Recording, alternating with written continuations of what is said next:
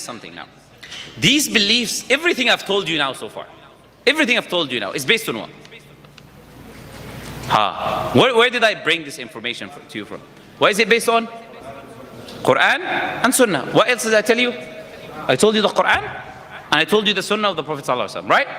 Correct? So it is based on what we said in the beginning, the sources of receiving revelation. Why do you take what I'm telling you right now? Why do you take it? Why do you accept it from me?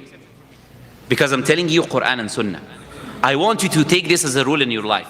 Anyone who tells you anything about Islam, someone comes up to you and says, brother, this is about Islam, do this, don't do that. Question is very simple. You don't know the evidence? If you know the evidence, khalas. If you don't know the evidence, then you say, okay, my dear brother, what is the evidence from this? Where is the evidence for this? Where is it in the Quran? Where is it in the Hadith? Right? And I want you to all understand a very important thing. We're saying to follow the righteous predecessors. There are people today, and we end with this, is a bit like, controversial, we end with it inshallah. There's people who say, we follow the righteous predecessors, we have name X. And they have this big name, on a billboard, put it here on top of me now, because, I'm part of that group, and we have this huge name. And, come to my group. If you're not from my group, then you're misguided. You have to be from my group. You sit with me here, you listen to me, or you're misguided. You take from my scholar, or you're misguided. You listen to me, or you're not upon the truth. We're the only people upon the truth. Come to us, our masjid, our people, then we're having issues here. If I have the truth, then it's incumbent upon me to have goodness for other people. لا يؤمن أحدكم حتى يحب لأخيه ما يحب لنفسه. None of you will become a believer until he loves for his brother or he loves for himself. You're not only going to stay in your sawma'a, sawma'a is the place of worship where they close on themselves. I'm going to stay in your home, you close the door, and I'm the saved individual, and you give a name to yourself, whatever that name is. And you say, I'm the saved person, and everyone else is misguided. If you find people doing this, certain groups doing this, stay away from them.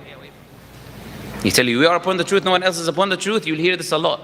These guys are, look, yesterday, he didn't shave his armpit. Therefore, he's a mubtadi'. He's a person of misguidance. Don't sit down with him. If you hear too many of these things, then be aware there is some fishy business going on, as they say, right? What is the name? Now, we said we're not giving any names to ourselves. What is the name that we all give to ourselves and we have to give to ourselves? What is it? MashaAllah. It is Muslim. That is the name that we... Why? I'm going to ask you now the question. You made a claim about Islam now, huh? What is the evidence for what you say? Huh? Where? You have to tell me. Allah says in the Quran, it's not enough. Anyone can say anything and say Allah says in the Quran. No. هو سماكم. هو سماكم المسلمين من قبل وفي هذا. Allah named you. He named you Muslims. من قبل وفي هذا, meaning in this Quran as well. We're called Muslims. The Prophet ﷺ, he said, name yourself what Allah named you. Al-Muslimun al-Mu'minuna ibadullah. The Muslim, the Mu'min, the servant of Allah. These are the names you give to yourself. You are a Muslim. Now someone will come and say, okay, but everyone says I'm a Muslim. Yes, everyone says I'm a Muslim, but not everyone believes the same thing. If you see what they believe, you listen to them. Are they using Quran and Sunnah? Do they say things according to the Quran and Sunnah? Do they believe in the names and attributes? Do they do these things? No. So they can call themselves potato, for all I care. It doesn't matter what you call yourself, because you can say, okay, I'm going to call my sect the greatness, the great people. Okay, we are the great people. Okay, if you have this person here, start say, I'm from the great people. He can say it. Does it mean now he's become from the great people? We look at what is the attributes of these people, right? What do they believe?